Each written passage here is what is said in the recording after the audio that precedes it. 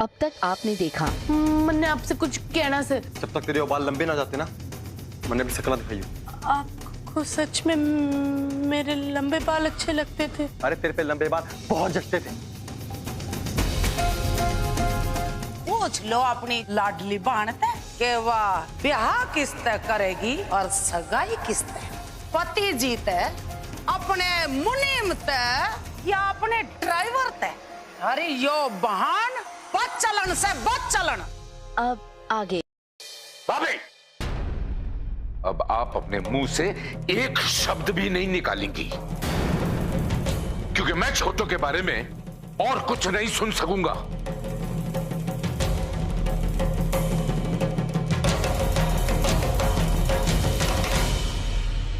छोटो, यो सब कैसे? अरे अपने देवता जैसे पति को छोड़ के किसी गैर के साथ में तू रंग रंगेलियां मना रही है, और वो भी हमारे इस घर में। बता, ये फोटो जो है सही से है या ना?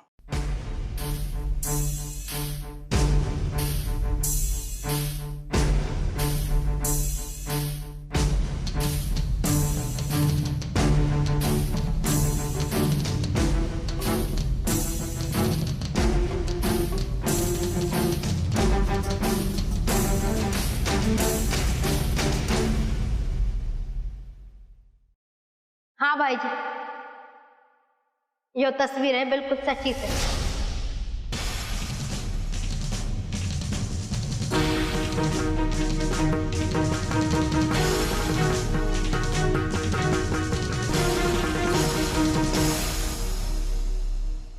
अरे इसका आशिक जो है ना, वो नु है ना घुसिया है घर में। हमारे घर की बेटी भी शामिल से इसमें।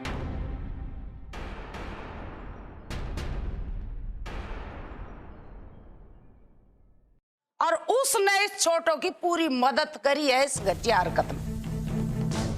और इसने सब पता होते भी इतनी बड़ी बात हमारे सब तक छुपा के रखी है। भाभी, या ये जो कुछ हुआ है ना, इसमें कितनी सच्चाई है कितना झूठ है ना, ये हमारे को नहीं पता। लेकिन मैं चाहता हूं कि ये छोटो को जो कुछ आप कह रही हैं, ये बच्चों के सामने और बहुओं के सामने ना करें तो बेहतर होगा, क्योंकि ये उचित नहीं है। और ये मत भूलिए कि छोटो हमारे घर की छोरी से। अच्छा देवर जी, तुम यहाँ किसने बच्चा बोल रहे हो? और जिसने तुम बच्चा समझ रहे हो ना, वे बच्चे ना है, उन्होंने ही पूरी मदद करी है थारी प्यारी बहन की इस घटिया हरकत में। खैर, हमारी प्रज्ञा के साथ जो हुआ है ना, वो तो हुआ, और सारी दुनिया के सामने उसकी बेइज्जती हुई है। तो ये मैं भी यही चाहूं कि थारी बहन की सच्चाई सबके सामने आनी चाहिए।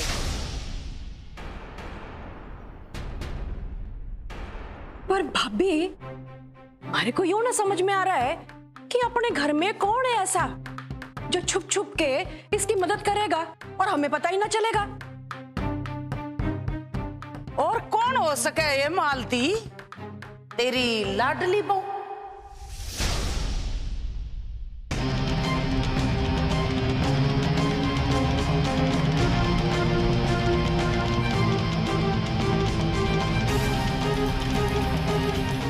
बड़ो यो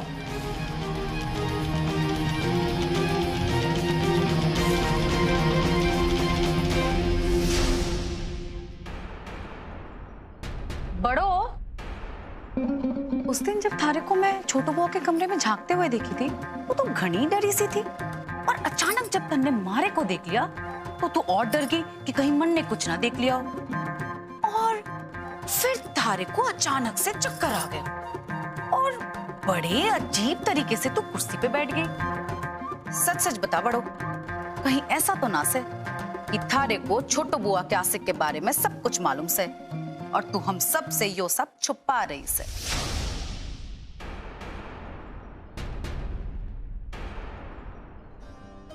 एक मिनट, उस दिन जब मैं तेरे पास आया तो वो अचानक से ऊट पटांग चीजें करके वो कुर्सी पे बैठ गई थी, तो उस दिन उसी आदमी को छुपा रही थी ना?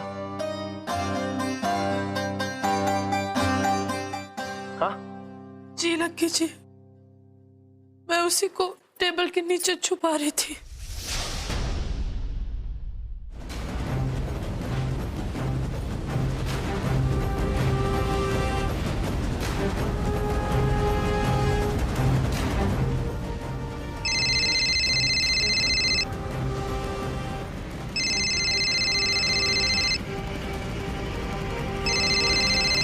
अरे माँ, कैसी है आप?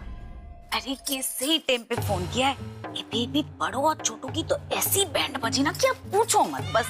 अरे ओ राजधानी एक्सप्रेस, हमारी बात भी सुन ले जरा। यहाँ कुशल खाने में फिसल के हमारी तो कमर ही टूट गई। तू ऐसा कर, तू जल्दी से आ जा इधर। ठीक से माँ, आप आराम करो, मैं भी आती सो। ठीक से।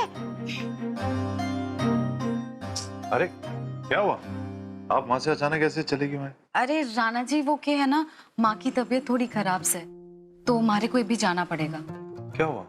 वो क्या है ना, वो गिर गई से, उनके कमर में चोट आई से। तो ठीक है, चलिए आप, मैं भी आपके साथ में चलता हूँ। अरे ना ना ना राणा जी, आप ना यही सगाई में रुको, मैं भी जाके आती सो। नहीं, लेकिन आप अकेले कैसे? कोई बात नहीं राणा जी, आप रुको, मैं जाके आती सो। चलो, मैं फिर ड्राइवर से बोलता हूँ, आपको छोड़ के आएगा, है ना? जी ठीक है ना, ध्यान से जाना। हाँ।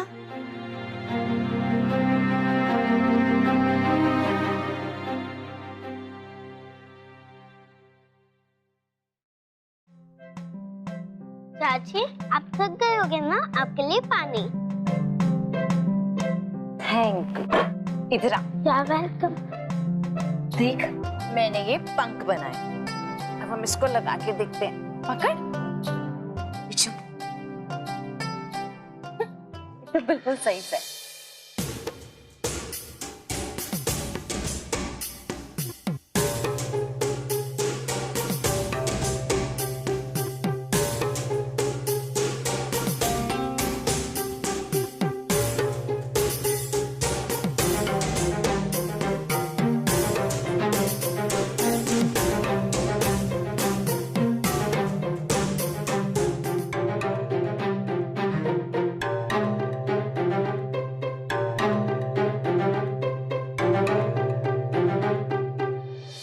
चली थी मन ने बासी खाना खिलाने, मन ने परेशान करके मजा लेना चाहती थी।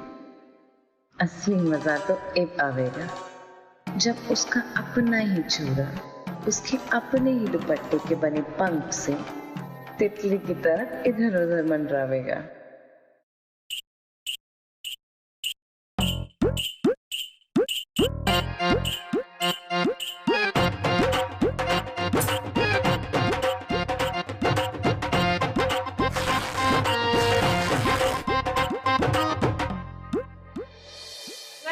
पहले ही कहा था, इस बड़ों ने इस घर में ना टिकन दो, यो इस घर का नाश का कारण बन जाएगी। पर मने के पता था यो छोटो इस बड़ों पे भी चार चंदे आगे लिकड़ेगी। किसी ने सोचा था कि इसका वचन निभाने का और इसका मान रखने का फैसला इस घर का काल बन जाएगा। इस बड़ों ने और इस छोटों ने, इन दोनों ने मिलके इस खानदान के मुंह पे कलश पोतने की ठान ली है। और इन्होंने हमारे खानदान के मान और सम्मान को मट्टे में मिलाने का फैसला कर रखा है। आई बात समझ में सबकी? सच में छोटो, हम सबको थारे से यो उम्मीद तो ना थी। एक तरफ तो आप चाहते हो कि हम आपके वचन का मान रखें, वो हम रख भी रहे हैं, और दूसरी तरफ आप हम ही को धोखे में रख रही हो, हम सबसे चीजें छुपा रही हो। आपने अपना तो क्या, अपने माँ बाबूजी के वचन का भी मान ना रखा। तूने ये क्या कर दिया छोटो? मारे पीठ में छुरा भोंक दिया और साथ में शामिल कर लिया कोमल को भी। क्यों किया तूने ऐसा? बोल। पढ़ो, हम दोनों ये फैसला किया था ना कि हम सगाई का सारा चीजें एक साथ करेंगे, तो तूने मुझसे इतनी बड़ी बात क्यों छुपाई? लक्की जी, मेरी मजबूरी समझने की कोशिश कीजिए। वो छोटू बुआ इतने सालों बाद आई से, और मैं नहीं चाहती थी कि उनकी सगाई में कोई भी अड़चन हो जाए।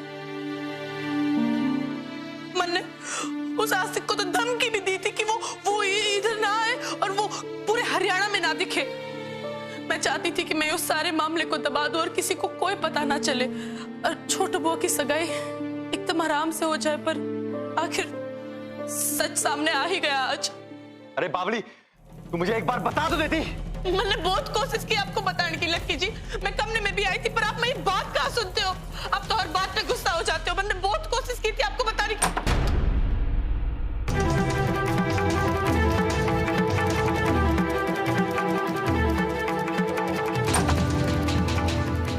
अरे यो ही है वो।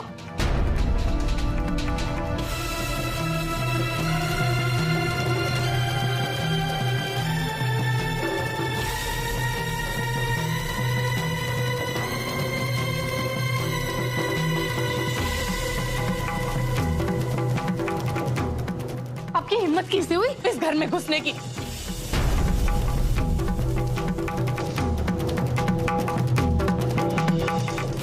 मैंने कहा था ना, छोटा बॉस से दूर रहो, या घर से दूर रहो, आसपास भी मत भटको। आपकी वजह से छोटा बुआ की सगाई में इतनी बड़ी अड़चन आ गई। शर्म आनी चाहिए आपको। इतने वक्त बाद इस घर में जो भी खुशियां थी सब बर्बाद हो गई है, और सिर्फ आपकी वजह से।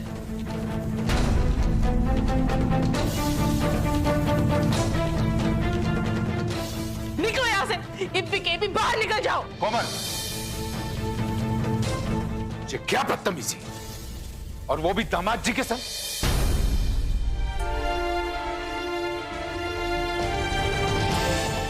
क्या हो गया तुझे है? दामाद बाबू,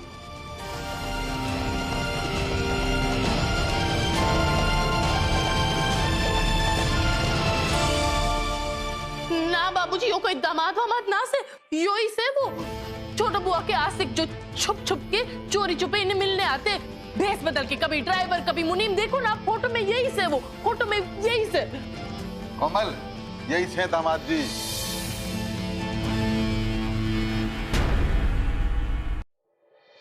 जी भाई साहब, यो फोटो में जो मुनीम से, जो ड्राइवर से, वो सब कुछ मैं ही हूँ।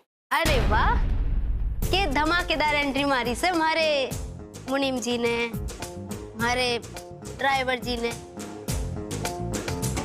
और सबसे बढ़कर हमारे पति देव जी ने।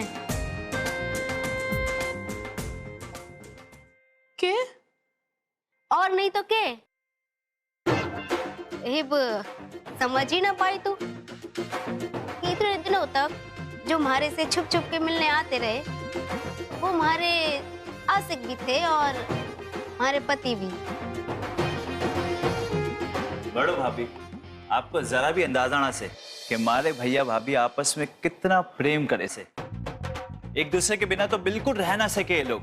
मतलब सुबह जब मैंने आपको बोला कि इन्हें बाहर का रास्ता दिखा दो, तो आप जानते थे कि यो आपके भैया है? जी मालूम था। भला हम अपने भैया को कैसे ना पहचाने, और हम लोग तो अपने भैया के साथ मिलके आपके मजे ले रहे थे। भाई साहब, पर आपसे एक सच्ची बात बोलना चाहूं। आप लोगों पर ऊपर वाले के कोई ना कोई करम से है, जो बहू के रूप में आपको बड़ों मिली से, जो परिवार की इज्जत की, आप लोगों की इतना ख्याल रखती से। हर बड़ों की हिम्मत की भी दाद देनी पड़ेगी। इसने तो हमारे को धमकी भी दी थी कि अगर मैं छोटों के आसपास भी भटका तो वो हमारे हाथ पैर तोड़ देवेगी। देखे ना, छोटों को इस घर में आए हुए सिर्फ 4 दिन हुए से, और बड़ों छोटों का इतना ख्याल रखती से कि अपना सब कुछ ताक पे रखकर छोटों का ब्याह बचाने के पीछे लग गई से। इतना सब कुछ हो गया, पर बड़ों ने छोटों के चरित्र पर कभी शक न किया से। इतने नेक और ऊंचे ख्याल से, कमाल से। बिल्कुल सही बोले हो आप। यो अच्छे से जाने से एक घर परिवार का के महत्व वैसे।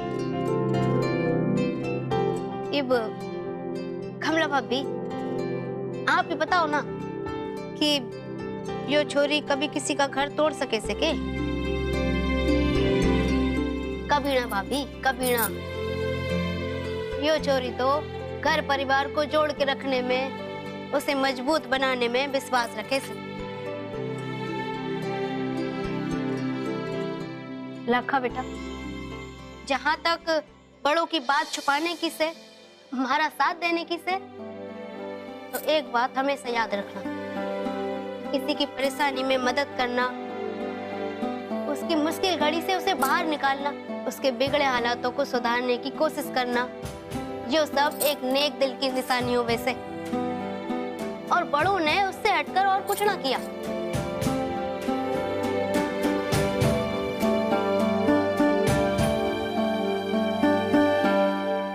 बड़ों की नियत पाक साफ थी, इसलिए उसने हमारे करतूतों पे पर्दा न डाला, बल्कि उसे सलीके से निभाने की पूरी कोशिश की। और उसका उलट कमला भाभी मौका मिलते ही हमारी बेइज्जती करने की पूरी कोशिश की। छोटो, मारे को तो पहले से यकीन था कि ऐसी घटिया हरकत तू कभी नहीं कर सकती।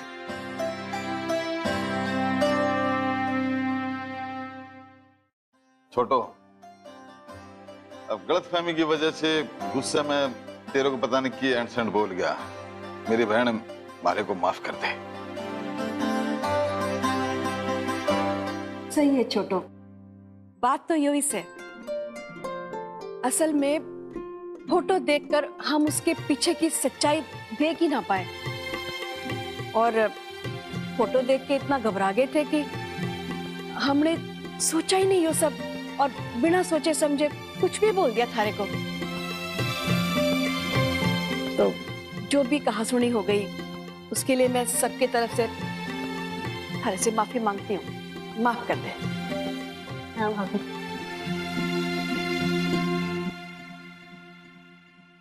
कमला भाभी, आप कुछ ना कहे हो, आप तो बिल्कुल चुपचाप खड़े हो। कोई टिप्पणी ना देनी क्या आपको?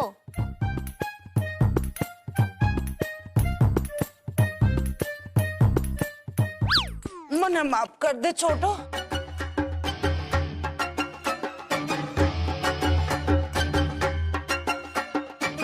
अरे बस बस भाभी, आपने हमसे इतनी बात कह दी, यो ही बहुत से हमारे लिए।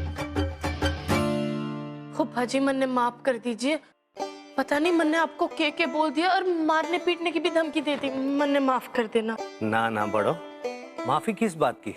मन ने तो थारी धमकी सुन के मजा आ गया था।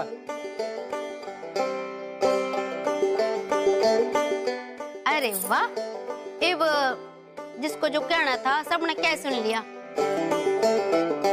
लेकिन हमारा यो लाखा इतना चुपचाप क्यों से?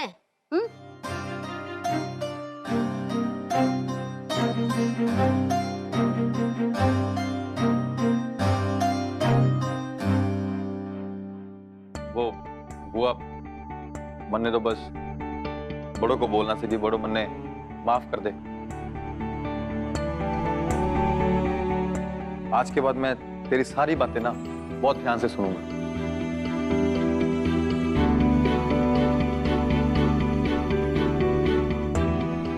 मन ने माफ कर देना।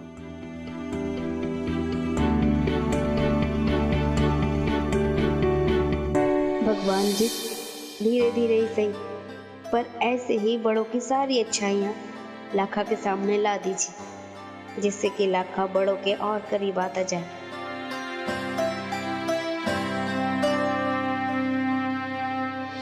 लकी जी, आज सबके सामने आपने मेरे लिए इतनी बड़ी बात बोल दी, मेरी तारीफ भी की।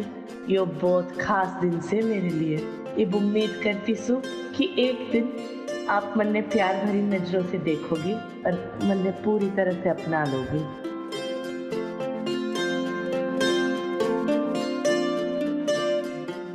वे देखो, अब यो बात को यहीं खत्म करो, हैं? इससे पहले कि कोई और नई शरारत करे, सगाई का मुहूर्त बीता जा रहा है। इस सगाई की रस्म भी तो पूरी करनी है, क्यों?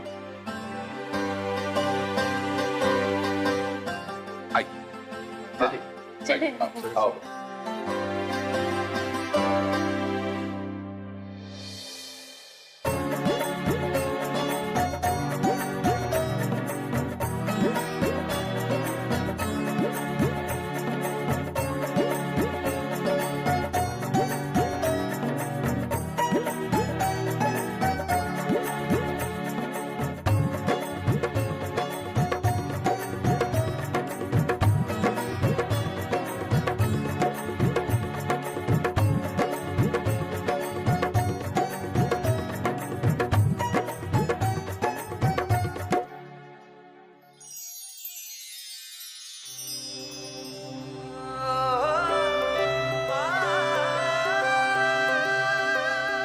माँ जी, कीमत तो प्यार की होती है, सामान की नहीं। इस लोहे के छल्ले को सोने की अंगूठी में बदल दूंगी एक दिन। लकी जी, मन ने पूरा विश्वास है कि एक ना एक दिन हमारे बीच जो दूरियां से वो खत्म हो जाएगी और मेरा ये जो लोहे का छल्ला से वो सोने की अंगूठी में बदल जाएगा।